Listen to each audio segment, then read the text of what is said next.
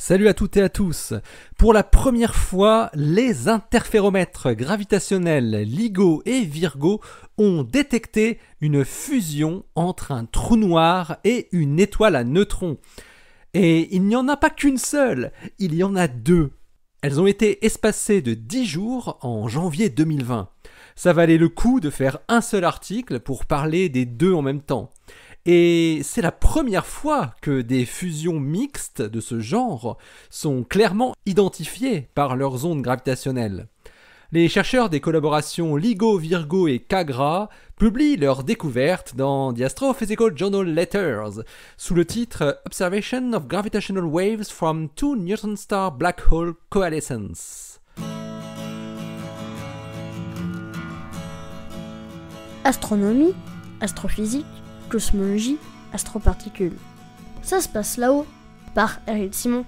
GW 200115 et GW 200105 sont les premiers candidats d'événements d'ondes gravitationnelles qui sont annoncés dans la seconde moitié du troisième cycle d'observation de LIGO et Virgo, ce qu'on appelle le Run 03B.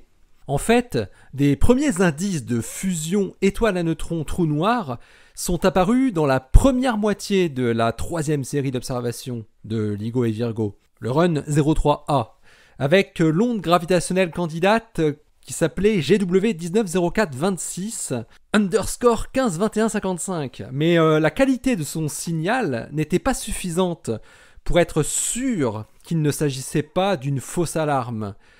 Et puis on se souvient qu'il y a eu le cas de GW 190814, dont l'objet de plus faible masse ne faisait que 2,6 masses solaires, a priori un poil trop massif pour être une étoile à neutrons, mais curieusement faiblement massif pour être un trou noir. Avec les deux événements de janvier 2020, c'est très différent et sans ambiguïté. Il ne peut s'agir que de fusion d'un trou noir avec une étoile à neutrons. Les chercheurs des collaborations LIGO et Virgo, accompagnés de leurs collègues de la collaboration CaGRA, montrent que GW 200115 est une détection claire. Les trois détecteurs étaient en observation à ce moment-là. Et un bon signal est obtenu, à la fois dans l'interféromètre de LIGO Livingstone et dans celui de LIGO à Hanford. Virgo, lui, était moins sensible à ce moment-là et a produit des données un peu moins informatives. À partir de ces observations, l'algorithme de recherche qui s'appelle GST-LAL estime un taux de fausse alarme inférieur à 10 puissance moins 5 par an. Et les autres algorithmes de recherche s'accordent tous pour dire qu'il s'agit d'une détection significative. GW 200105 est un peu plus délicat, lui, car LIGO Hanford était hors ligne à ce moment-là, et seuls LIGO Livingstone et Virgo étaient fonctionnels. Dans les données de Livingstone, un beau chirp est visible, mais dans Virgo, le signal est malheureusement trop faible pour que les algorithmes de détection puissent l'utiliser. Néanmoins, le taux de fausse alarme a pu être calculé pour GW 200105 et il est égal à 0,357 par an, donc une valeur assez faible pour être exploitable et en tout cas meilleure que ce qu'avait fourni GW 190426 _ 152155 qui avait un taux de fausse alarme de 1,4 par an. Mais il n'est quand même pas assez faible pour être absolument concluant selon les chercheurs. Après analyse des signaux de ces ondes gravitationnelles, les physiciens en déduisent les masses suivantes pour les composantes qui ont fusionné. Alors tout d'abord, pour GW 200115, on a un trou noir de 5,7 masses solaires avec une incertitude de plus 1,8 et moins 2,1 et une étoile à neutrons de 1,5 masses solaires avec une incertitude de plus 0,7 et moins 0,3.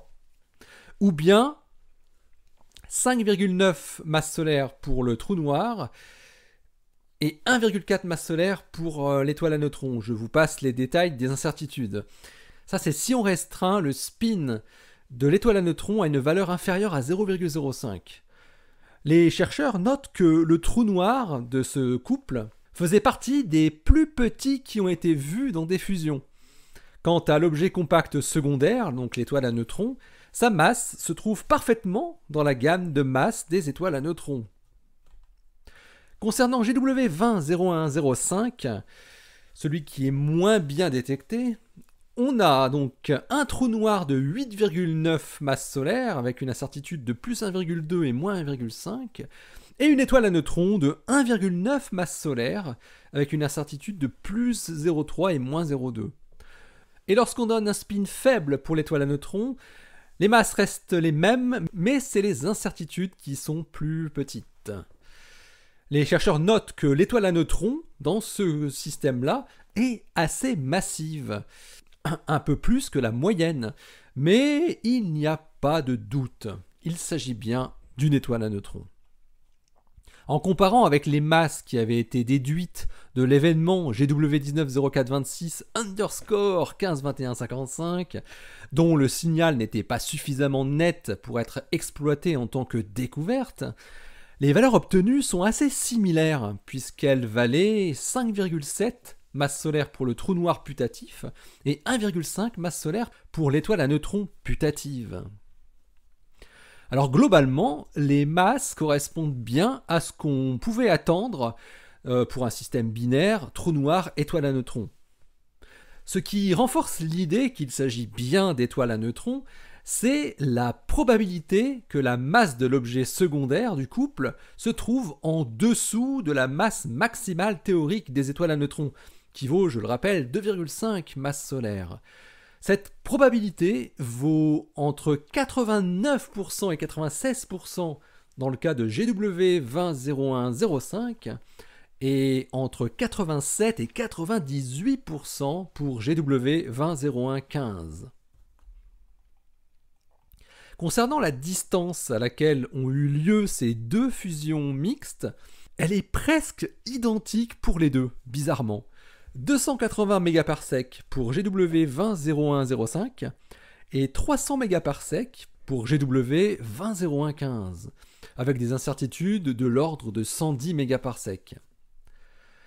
Et les chercheurs de LIGO, Virgo et Cagra ont également pu déduire certaines informations sur la rotation des trous noirs initiaux des deux systèmes. En raison de la grande asymétrie de masse, le spin des trous noirs est mieux estimé que celui des étoiles à neutrons.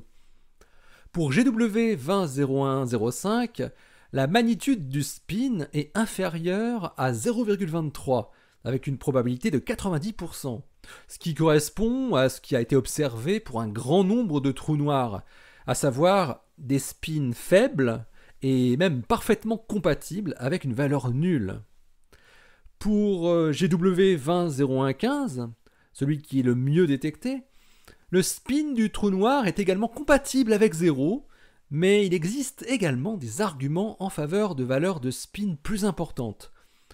Et plus intriguant encore, de spin désaligné avec le moment cinétique orbital. Et oui, parce que les physiciens préfèrent travailler avec ce qu'ils appellent le spin effectif, qui est une combinaison pondérée par la masse des deux spins projetés dans la direction du moment orbital. Une valeur positive indique que les deux spins du couple sont globalement alignés avec le moment angulaire orbital, tandis qu'une valeur négative indique que les spins sont globalement désalignés.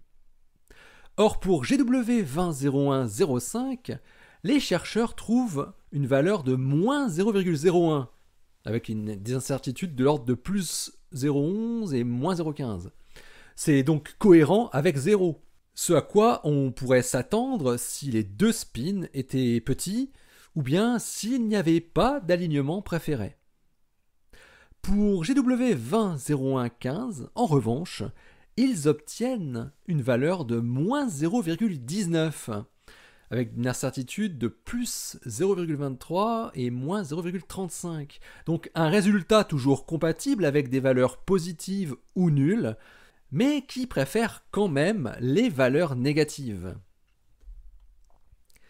On attend généralement des spins alignés pour les binaires qui sont formés de deux étoiles qui ont vécu leur vie ensemble.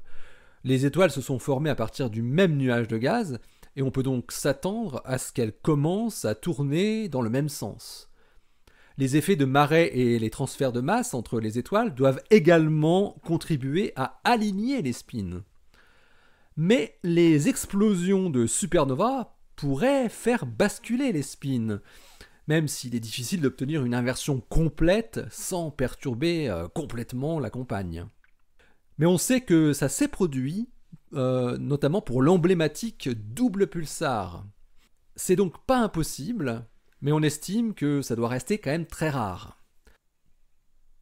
Dans les systèmes binaires qui sont formés dynamiquement, c'est-à-dire quand un objet capture l'autre par gravité, les spins seraient alignés de manière aléatoire.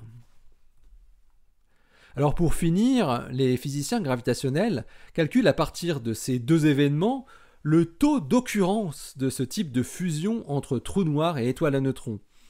En supposant que GW 200105 et GW 200115 sont représentatifs de la population des binaires mixtes, le taux vaut 45 événements par gigaparsec cube et par an, avec une incertitude de plus 75 et moins 33. Et en prenant l'hypothèse d'une distribution plus large de la population des binaires trous noirs étoiles à neutrons, ils arrivent à 130 événements de ce type par gigaparsec cube et par an. Il ne reste donc plus qu'à en trouver d'autres. Et ça ne devrait pas trop tarder. L'article des très larges collaborations LIGO, Virgo et Cagra est paru dans The Astrophysical Journal Letters, le volume 915, daté d'aujourd'hui même, donc le 29 juin 2021. Allez, d'ici la prochaine, portez-vous bien, restez bien les yeux vers le ciel et restez bien les pieds sur terre. Allez, salut!